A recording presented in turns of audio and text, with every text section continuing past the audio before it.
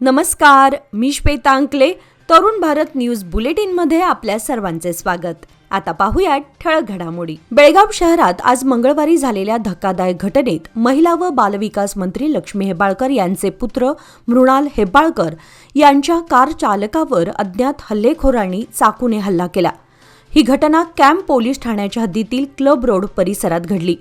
जखमी चालकाचं नाव बसवंत कडोलकर वय 32 असं असून तो बेळगाव तालुक्यातील बेळगुंदी गावचा रहिवासी आहे.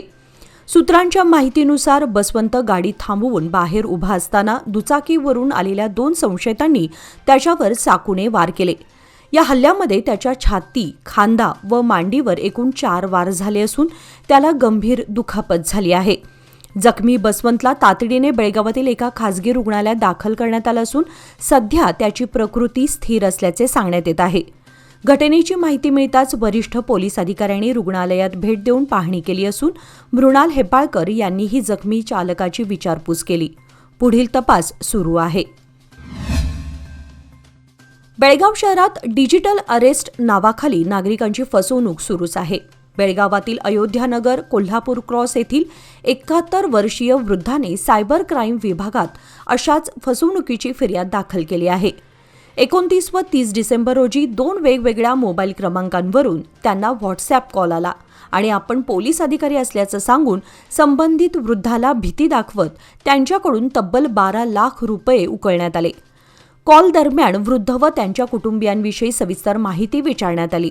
त्यानंतर त्यांचा पत्ता व बँक खात्यांची माहिती घेऊन तुम्ही नरेश गोयल यांच्या मनी लॉन्ड्रिंग प्रकरणात सहभागी आहात असं सांगून त्यांना धमकावलं गेलं. पुढे कॉल सीबीआय अधिकारी व न्यायाधीशांना फॉरवर्ड झाल्याचं सांगत कायदेशीर कारवाई टाळायची असेल तर तुमच्या खात्यातील रक्कम तपासासाठी पाठवा असे सांगण्यात आले. भीतीने वृद्धाने टप्प्याटप्प्याने 12 लाख रुपये संबंधित खात्यांमध्ये ट्रान्स्फर केले. नंतर आपण फसले गेलो आहोत हे लक्षात येताच त्यांनी सायबर क्राईम विभागात तक्रार दाखल केली. त्यानुसार पोलीस पुढील तपास करत आहेत. बेळगाव शहरातील मराठा मंदिर परिसरात आज मंगळवारी महाराष्ट्र एकीकरण युवा समितीच्या वतीने भव्य सामान्य ज्ञान स्पर्धा 2026 मोठ्या उत्साहात पार पडली. तब्बल 1600हून अधिक विद्यार्थ्यांच्या उपस्थितीत उद्घाटन प्रसंगी महाराष्ट्र एकीकरण समितीचे नेते प्रकाश मरगाळे, मालोजीराव आष्टेकर, रमाकांत कोंडुस्कर, अंकुश केसरकर, RM चौगुले, रमेश पावले, आप्पासाहेब गुरव, विलास बेळगावकर, वकील सुधीर चव्हाण, सरिता पाटील, शुभांगी पाटील, रेणू किल्लेकर, नगरसेवक रवी साळुंखे, अमर येळूरकर, पंढरी परब यांच्यासह युवा समितीचे कार्यकर्ते व स्वयंसेवक उपस्थित होते. स्पर्धेचे उद्दिष्ट मराठी भाषा, संस्कृती, परंपरा, शिवकालीन इतिहास आणि सीमाभागातील ज्ञान विद्यार्थ्यांमध्ये रुजवणे असून त्यांच्या आत्मविश्वासात वाढ करणे होते. निकाल वर्तमानपत्र व समाज माध्यमांद्वारे जाहीर केले जाणार आहेत. हा उपक्रम विद्यार्थ्यांमध्ये ज्ञानप्रेम आणि स्पर्धात्मक वृत्ती निर्माण करण्यास महत्त्वपूर्ण ठरणार आहे असा विश्वास आयोजकांनी व्यक्त केला. कर्नाटकचे मुख्यमंत्री सिद्धरामय्या यांनी मंगळवारी राज्यात सर्वाधिक काळ मुख्यमंत्री राहिलेल्या देवराज अरस यांचा विक्रम बरोबरीत आणत राजकीय इतिहासात महत्त्वाचा टप्पा गाठला. या निमित्ताने बेळगावमध्ये काँग्रेस कार्यकर्त्यांनी मिठाई वाटून आनंद व्यक्त करत सिद्धरामय्या यांच्या नेतृत्व व प्रशासकीय अनुभवाचे कौतुक केले. कार्यकर्त्यांनी हा क्षण काँग्रेस पक्षासह राज्यातील जनतेसाठी अभिमानाचा असल्याचे सांगितले. सामाजिक न्याय, कल्याणकारी योजना व सर्वसमावेशक विकासाबाबतच्या त्यांच्या भूमिकेचा उल्लेख करत सिद्धरामय्या यांनी पुढेही मुख्यमंत्रीपदावर कायम राहावे अशी मागणी यावेळी करण्यात आली. कर्नाटक सरकारच्या मुख्य सचिव डॉक्टर शालिनी रजनीश IAS यांच्या अध्यक्षतेखाली पंतप्रधानांच्या 15 कलमी कार्यक्रमाच्या राज्यस्तरीय समितीची बैठक पार पडली. या बैठकीमध्ये कार्यक्रमाच्या अंमलबजावणीचा आढावा घेत सर्वसमावेशक विकास, अल्पसंख्याक कल्याण आणि शासकीय योजनांचा लाभ लाभार्थ्यांपर्यंत पोहोचवण्यावर चर्चा झाली. बैठकीमध्ये आमदार आसिफ सेठ, आमदार HA इक्बाल हुसेन, निवृत्त IAS अधिकारी मोहम्मद सनाउल्ला व निवृत्त IPS अधिकारी MF पाशा यांच्यासह मान्यवर सदस्य उपस्थित होते. तसेच विविध विद्यापीठांचे कुलगुरू, सामाजिक व धार्मिक संघटनांचे प्रतिनिधी आणि वरिष्ठ प्रशासकीय अधिकारी सहभागी झाले होते. आमदार आसिफ सेठ यांनी पारदर्शक अंमलबजावणी, नियमित देखरेख व लोकसहभागाचे महत्त्व अधोरेखित केले. बैठकीमध्ये सहकार्यपूर्ण प्रशासनाच्या माध्यमातून कल्याणकारी योजनांना गती देऊन सामाजिक सलोखा बळकट करण्याची गरज व्यक्त करण्यात आली. बेळगाव बार असोसिएशनच्या प्रभारी अध्यक्षपदी ॲडव्होकेट शीतल एम रामशेट्टी यांची सर्वानुमते नियुक्ती करण्यात आली आहे. बार असोसिएशनचे अध्यक्ष ॲडव्होकेट एस किवडसण्णवर यांनी 3 जानेवारी रोजी अचानक राजीनामा दिल्यानंतर कार्यकारी मंडळाची तातडीची बैठक बोलावण्यात आली. या बैठकीत नूतन अध्यक्षांची निवड होईपर्यंत प्रभारी अध्यक्ष म्हणून ॲडव्होकेट रामशेट्टी यांची नियुक्ती करण्याचा निर्णय एकमताने घेण्यात आला. नियुक्तीनंतर सोमवारी बेळगाव न्यायालय परिसरातील वकील समुदाय भवनात त्यांचा पुष्पगुच्छ देऊन सत्कार व स्वागत करण्यात आले. यावेळी सरचिटणीस ॲडव्होकेट YK दिवटे यांच्यासह advocate Kivadasannavar, advocate Basavaraj Mugali, advocate Suraj Naganuri, advocate Anil Patil, advocate Sumit Agasagi, advocate Iranna Pujeri आदी पदाधिकारी व मोठ्या संख्येने वकील उपस्थित होते. बेळगाव उत्तरचे आमदार आसिफ सेठ यांनी शहरातील किल्ला तलावातील चालू असलेल्या विकास कामांची आज दुसऱ्यांदा पाहणी केली. या तपासणीत मुख्य अभियंता लक्ष्मी निपाणीकर, स्थानिक नेते आणि क्षेत्रीय प्रतिनिधी उपस्थित होते. आमदार सेठ यांनी कामाची गुणवत्ता, वेळापत्रक आणि अंमलबजावणीच्या मानकांवर विशेष लक्ष दिले. त्यांनी अधिकाऱ्यांना उच्च प्रतीचे काम सुनिश्चित करण्याचे निर्देश दिले. तसेच पाणी साचण्यासंबंधी आणि पुराचे प्रश्न यावर दीर्घकालीन उपाय सुनिश्चित करण्यावर भर दिला. आमदारांनी नियमित देखरेख आणि पाठपुरावा आवश्यक असल्याचे सांगितले. तसेच कामे वेळेत पूर्ण होण्यासाठी सुधारित उपाययोजना करण्याचे आश्वासन दिले. श्रीराम सेना हिंदुस्थान संघटनेच्या वतीने सुप्रसिद्ध समाज प्रबोधनकार माननीय वसंतराव हंकारे यांच्या समाज प्रबोधनात्मक व्याख्यानाचे आयोजन करण्यात आले आहे. चला जाणून घेऊया आई बापाच्या वेदना या विषयावरील हे व्याख्यान शनिवार दिनांक 10 जानेवारी रोजी सकाळी 11 वाजता राणी पार्वती देवी महाविद्यालय मैदान, टिळकवाडी, बेळगाव येथे आयोजित करण्यात आले आहे. या कार्यक्रमाच्या पार्श्वभूमीवर श्रीराम सेना हिंदुस्थानचे राष्ट्रीय अध्यक्ष रमाकांत कोंडुस्कर यांच्या मार्गदर्शनाखाली संघटनेतर्फे संपर्क अभियानाला वेग आला आहे. या अभियानांतर्गत बेळगाव शहरासह ग्रामीण भागातील विविध शिक्षण संस्थांना भेटी देऊन प्राध्यापक, विद्यार्थी व विद्यार्थिनींना या व्याख्यानाचा लाभ घेण्याचे आवाहन करण्यात येत आहे. या समाज प्रबोधनात्मक व्याख्यानासाठी सर्व पालकांनी आपल्या विद्यार्थी मुलामुलींसह स्वतः मोठ्या संख्येने उपस्थित राहावे असे आवाहन श्रीराम सेना हिंदुस्थान संघटनेतर्फे करण्यात आले आहे. पतंगाने मला काय शिकवलंय सांगू? वर जाता जाता दोर सुटू देऊ नका.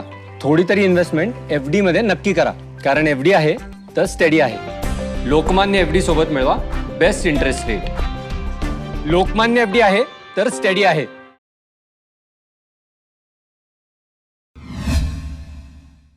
काल सोमवारी CCB पोलिसांनी बेळगाव शहरातील टिळकवाडी परिसरात हेरोईन अंमली पदार्थ विक्री करत असलेल्या एका तरुणाला रंगेहात अटक करण्यात आली आहे.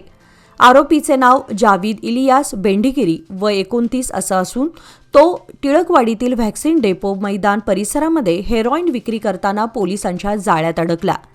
CCBचे PSI मंजुनाथजी बजंत्री व त्यांच्या पथकाने केलेल्या कारवाईत एकूण 10.10 ग्रॅम हेरोईन, ज्याची किंमत ₹21,800 असून 5,000 रुपये किमतीचा मोबाईल फोन आणि 1,170 रुपये रोख असे मिळून एकूण 26,970 रुपये किमतीचा मुद्देमाल जप्त करण्यात आला.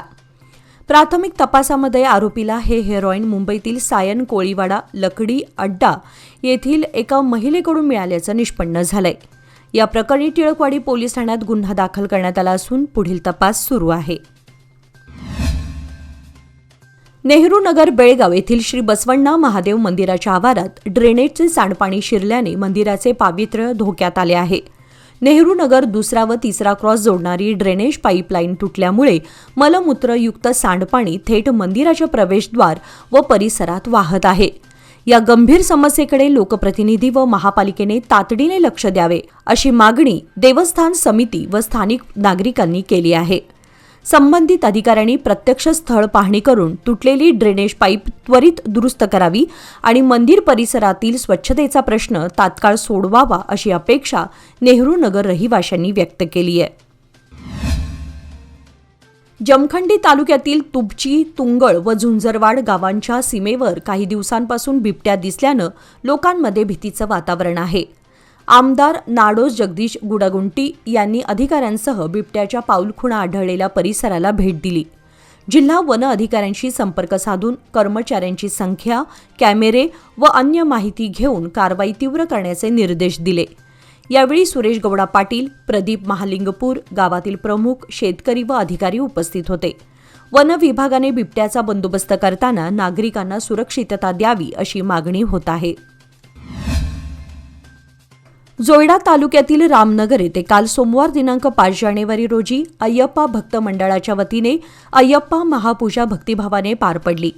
या विधिमत्तेच्या कार्यक्रमामध्ये अय्यप्पा व्रतधारकांनी विधिवत पूजा केली आणि त्यानंतर महाप्रसादाचे आयोजन करण्यात आले होते. रामनगर येथे यावर्षी एकूण 72 अय्यप्पा भक्तांनी 48 दिवसांचे व्रत धारण केले असून दरवर्षीप्रमाणे मकर संक्रांतीच्या दिवशी म्हणजेच 14 जानेवारी रोजी शबरीमलै येथे ज्योत दर्शन करून व्रताची सांगता केली जाईल.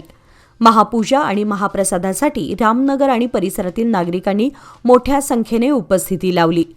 कार्यक्रम शांततामय आणि भक्तिमय वातावरणात पार पडला, ज्यामुळे स्थानिक व्रतधारक आणि नागरिकांमध्ये उत्साहाचं वातावरण निर्माण झाले. बेळगावातील मराठी विद्यानिकेतन शाळेतर्फे नुकताच ज्येष्ठ पर्यावरणवादी व सर्वोदयी कार्यकर्ते डॉक्टर शिवाजीदादा कागणीकर यांच्या सन्मानार्थ तसेच इयत्ता 1 ते 10वीच्या गुणवंत विद्यार्थ्यांचा आणि 10वी बोर्ड व सीए परीक्षेत यश मिळवलेल्या माजी विद्यार्थ्यांचा गौरव सोहळा उत्साहात पार पडला. याप्रसंगी व्यासपीठावर दक्षिण महाराष्ट्र शिक्षण मंडळाचे उपाध्यक्ष ॲडव्होकेट राजाभाऊ पाटील, सचिव विक्रम पाटील, शाळा सुधारणा समितीचे अध्यक्ष सुभाष ओवळकर, खजिनदार NB खांडेकर आदी मान्यवर उपस्थित होते. डॉक्टर कागणीकर यांच्या जीवनकार्यावर आधारित परिवर्तनाचा वाटसरू ही एकांकिका विद्यार्थ्यांनी प्रभावीपणे सादर करून उपस्थितांची दाद मिळवली. गुणवंत विद्यार्थ्यांना विविध बक्षिसे व प्रमाणपत्रे देऊन प्रोत्साहन देण्यात आले, तर सीए उत्तीर्ण माजी विद्यार्थ्यांचा विशेष सत्कार करण्यात आला.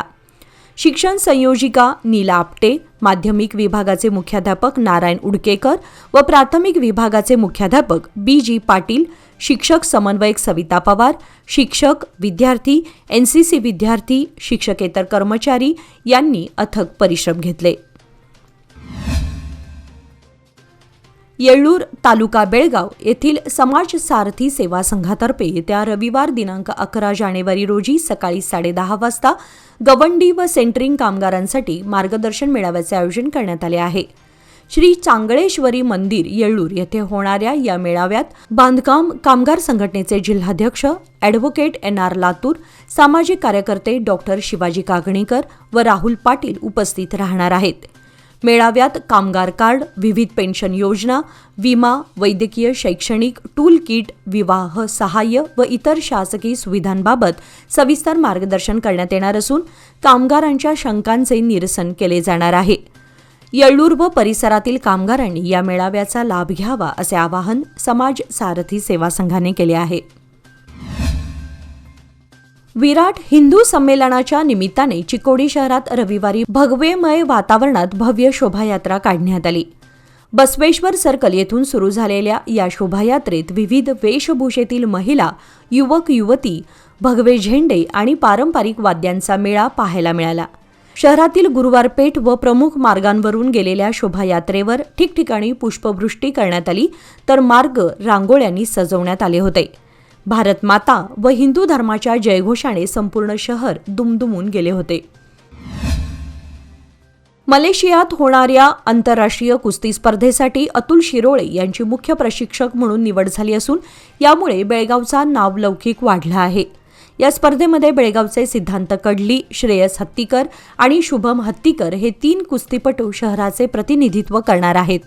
या निमित्ताने बेळगावचे पोलीस उपायुक्त NV बर्मणे यांनी मुख्य प्रशिक्षक अतुल शिरोळे यांच्यासह इतर कुस्तीपटूंचा सत्कार करून त्यांना शुभेच्छा दिल्या.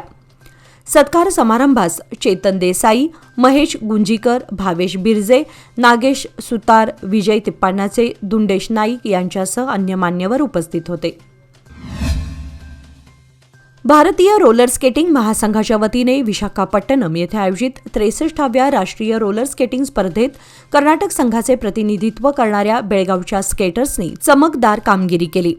देशभरातील 2,500 पेक्षा अधिक अव्वल स्केटर्स सहभागी झालेल्या या स्पर्धेमध्ये बेळगावच्या खेळाडूंनी 2 रौप्य व 7 कांस्य अशी एकूण 9 पदके पटकावली. अवनीश कोरीशेट्टी व सई पाटील यांनी रौप्य पदक मिळवले, तर सई पाटीलसह तीर्थ पाच्छापूर, खुशी घोटीवरेकर, शेफाली शंकरगौडा, सोमय्या मंतूर आणि ऐश्वर्या संपगावी यांनी कांस्य पदके जिंकली. या यशाबद्दल खेळाडूंना डॉक्टर प्रभाकर कोरे, माजी आमदार श्याम घाटगे, राज घाटगे, उमेश कलघटगी व प्रसाद तेंडुलकर यांचे प्रोत्साहन लाभत आहे. याचबरोबर आजचे बातमीपत्र इथे संपले. अधिक माहिती आणि ताज्या घडामोडींसाठी पाहत रहा तरुण भारत न्यूज चॅनल. तसेच आमच्या चॅनलला लाईक, शेअर आणि सबस्क्राईब करायला विसरू नका. आणि विश्वासार्ह बातम्यांसाठी दररोज वाचा दैनिक तरुण भारत. धन्यवाद.